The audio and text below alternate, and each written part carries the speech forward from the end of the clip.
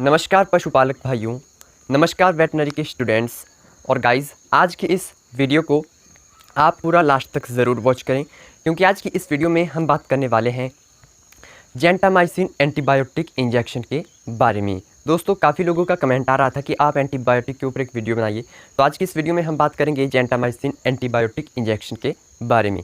दोस्तों, क्या इसके आप किस बीमारी में इसका इस्तेमाल कर सकते हैं, क्या इसके यूजेस हैं, क्या इसके साइड इफ़ेक्ट हैं और क्या इसका आप पशु को डोज दे सकते हैं, तो ये सारा जानेंगे आप आज की इस वीडियो में। तो इस वीडियो को पूरा लास्ट तक देखिएगा। अगर आप वेटनरी क्लासेस यूट्यूब चैनल पर नए हैं तो सब्सक्राइब भी कर लें और साथ में नोटिफिकेशन बेल को प्रेस करके ऑल पर क्लिक करके हमारे यूट्यूब चैनल के साथ जुड़ जाइए, क्योंकि दोस्तों आपको इंजेक्शन के बारे में इतनी जानकारी शायद यूट्यूब पर बहुत कम देखने को मिले। तो दोस्तों, जो जेंटामाइसिन एंटीबायोटिक इंजेक्शन होता है, ठीक है फ्रेंड्स, यह ब्रॉड स्पेक्ट्रम इंजेक्शन होता है जो कि ग्राम पॉजिटिव और ग्राम नेगेटिव में इस्तेमाल किया जाता है, और शरीर में जो इंटरनल और एक्सटर्नल जो रोग होते हैं उनमें भी इसका इस्तेमाल किया जाता है। जैसे कि गाइस पशु की अगर आँख, कान और नाक में आँख, कान, नाक के जो रोग होते हैं, ठीक है फ्रेंड्स, ईयर, आइज़ के जो रोग होते हैं उनमें इन इंजेक्शनों का इस्तेमाल किया जाता है, एंटीबायोटिक इंजेक्शन का इस्तेमाल, ठीक है फ्रेंड्स। और दोस्तों, जैसे कि जो मूत्राशय की नली होती है पशुओं में, वहाँ पर कोई इन्फेक्शन है या वहाँ पर रुकावट आ गई है, उसके बाद पशु में मैस्टाइटिस यानी कि जो थनैला रोग होता है उसमें भी इसका इस्तेमाल किया जाता है। पशु को न्यूमोनिया हो गया है तो उस स्थिति में भी इस इंजेक्शन का इस्तेमाल किया जा सकता है। और गाइस यानी कि अगर आपके पशु में कहीं पर घाव है और वहाँ पर काफ़ी सारा इन्फेक्शन हो गया है तो उस स्थिति में भी जेंटामाइसिन एंटीबायोटिक इंजेक्शन का इस्तेमाल किया जा सकता है। और पशु के गर्भाशय में यानी कि मवाद भर जाना या फिर मवाद होना या फिर काफ़ी सारी सूजन, तो उस स्थिति में भी इस इंजेक्शन का इस्तेमाल किया जा सकता है, जेंटामाइसिन एंटीबायोटिक इंजेक्शन का उपयोग, ठीक है फ्रेंड्स। तो दोस्तों, एंटीबायोटिक बहुत सारे आते हैं और उनका एंटीबायोटिक का काम ये होता है कि बैक्टीरिया को किल करता है, यानी कि बैक्टीरिया की होता है इन्फेक्शन को भी ये रोकता है, ठीक है दोस्तों। और पशुपालक भाइयों, ये जो इंजेक्शन है यानी कि पशु के अगर कान में है कुछ इन्फेक्शन है या फिर रोग है तो इसकी ईयर ड्रॉप्स भी आती है, आँख में आइस ड्रॉप भी आती है, ऑइंटमेंट भी इसका इंजेक्शन आते हैं। अब दोस्तों बात करते हैं कि किस स्पीसीज़ में इसको लगाया जा सकता है। तो दोस्तों, सुअर, डॉग, कैट, गाय, भैंस, भेड़, बकरी, इनमें इस इंजेक्शन का इस्तेमाल किया जा सकता है। डोजेस की बात करते हैं तो दोस्तों, जैसे कि आपका काफ़ी बड़ा जानवर है, 400 से 500 किलो का है, इसको मैं आपको mg में नहीं बताऊंगा, ml में मैं इसको बताऊंगा। तो अगर बड़ा जानवर है तो आप 10 से 15 ml बड़े पशु को इंट्रामस्कुलर या फिर इंट्रावेनस इस इंजेक्शन को लगा सकते हैं।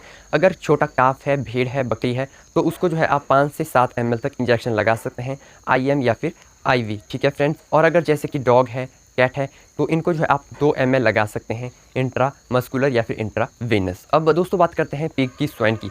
तो अगर आपका स्वाइन 100 kg का है तो आप उसको 10 ml तक लगा सकते हैं इस इंजेक्शन को। तो दोस्तों, ये हो गई डोजेस की बात। अब इसके आप साइड इफ़ेक्ट जानें कि किस स्थिति में इस इंजेक्शन का उपयोग नहीं किया जाता है। तो देखें इस स्क्रिप्ट में। पशुपालक भाइयों, अब हम जेंटामाइसिन एंटीबायोटिक इंजेक्शन के साइड इफ़ेक्ट जान लेते हैं, क्योंकि दोस्तों साइड इफ़ेक्ट आपके लिए जानना बहुत ही ज़रूरी होता है कि किस कंडीशन में आपको इस इंजेक्शन का उपयोग नहीं करना है। क्योंकि दोस्तों, जो भी दवाई होती है, मेडिसिन होता है, उसका एनिमल पर असर भी पड़ता है और उसी के साथ एनिमल को यह डिफेक्ट भी करता है, यानी कि साइड इफ़ेक्ट पशु को करता है। तो दोस्तों, आपको ये ध्यान रखना है कि अगर आपके पशु में इस इंजेक्शन को बिना किसी कारण से ऐसे ही लगा दिया जा रहा है क्योंकि यह इंजेक्शन एंटीबायोटिक है, तो आपके पशु की किडनी भी डैमेज हो सकती है, ठीक है दोस्तों।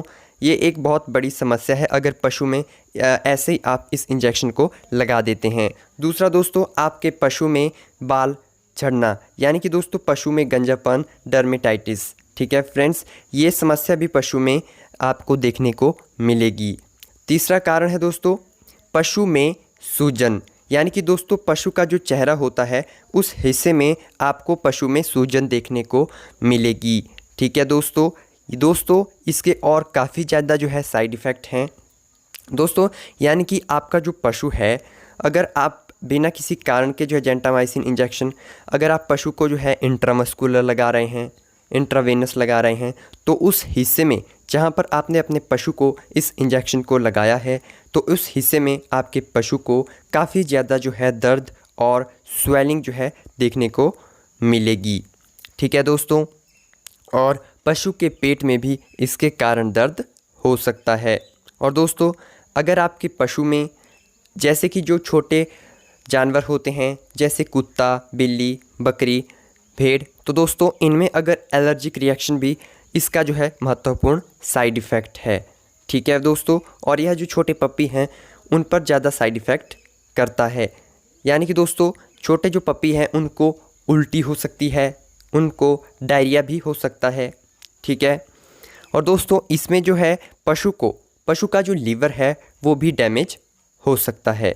ठीक है दोस्तों, इसीलिए हम जो भी इंजेक्शन आपको बताते हैं सबसे पहले तो उसका प्रयोग जो है आपको वेटनरी डॉक्टर की सलाह के अनुसार करना है। और दोस्तों दूसरा, जो भी इंजेक्शन होता है उसकी ट्रीटमेंट सही समय पर ही यूज में लाएं। ठीक है फ्रेंड्स, और डॉक्टर से संपर्क करना बहुत ही ज़रूरी होता है। सही कंडीशन में अगर आप अपने पशु में इंजेक्शन का या दवाइयों का उपयोग करेंगे तो आपके पशु को किसी भी तरीके का कोई भी जो है साइड इफ़ेक्ट देखने को नहीं मिलेगा। और दोस्तों अगर आपके पशु में जो है, अब हम बात करते हैं कि किस स्थिति में आपको जो है अपने पशु में यह इंजेक्शन यूज़ में नहीं लाना है। ठीक है फ्रेंड्स, जैसे कि पशुपालक भाइयों, अगर आपके पशु में किसी भी प्रकार की एलर्जी है, यानी कि स्किन एलर्जी हो गई या फिर मतलब कोई भी अगर एलर्जी है, तो उस स्थिति में आपको पशु में जेंटामाइसिन इंजेक्शन का उपयोग नहीं करना है। पशु को बुखार है, फीवर है, तो भी आप इस इंजेक्शन का उपयोग ना करें। यानी कि पशु को काफ़ी समय से डिहाइड्रेशन है, पशु कमज़ोर है, तो भी आपको इस इंजेक्शन का जो है यूज़ में नहीं लाना है। और पशुपालक भाइयों, सबसे ज़रूरी बात, अगर आपका पशु प्रेग्नेंट है तो आप जेंटामाइसिन एंटीबायोटिक इंजेक्शन जो है आप अपने पशु में ना लगाएं। अब बहुत सारे यह कमेंट करेंगे कि हम तो पशु को जेंटामाइसिन इंजेक्शन लगाते हैं, लेकिन दोस्तों यह इसका एक साइड इफ़ेक्ट है और आप सोच समझकर ही जेंटामाइसिन इंजेक्शन प्रेग्नेंट पशु को लगाएं, अदरवाइज़ प्रेग्नेंट एनिमल में इस इंजेक्शन को अवॉइड करें। और दोस्तों एक बात का आप ध्यान रखें कि इस एंटीबायोटिक को कभी भी किसी दूसरे एंटीबायोटिक के साथ मिलाकर अपने पशु में जेंटामाइसिन एंटीबायोटिक इंजेक्शन को न लगाएं, इसका भी आपको विशेष ध्यान रखना है। तो पशुपालक भाइयों, एक बात का आपको विशेष और ध्यान रखना है कि अगर आपका पशु काफ़ी लंबे समय से बैठ गया है या फिर खड़ा नहीं हो पा रहा है, कमज़ोर है, वीक है, तो उस स्थिति में आप इस इंजेक्शन को अवॉइड करें, जेंटामाइसिन एंटीबायोटिक इंजेक्शन को, क्योंकि दोस्तों इसका काम जो है इन्फेक्शन को रोकना जो होता है एंटीबायोटिक का काम। तो दोस्तों ऐसी वीडियो आपको यूट्यूब पे बहुत कम मिलती है, तो इस वीडियो को लाइक करें, अपने दोस्तों के साथ शेयर करें और चैनल को सब्सक्राइब करें। कोई डाउट है तो कमेंट सेक्शन में कमेंट करें। धन्यवाद।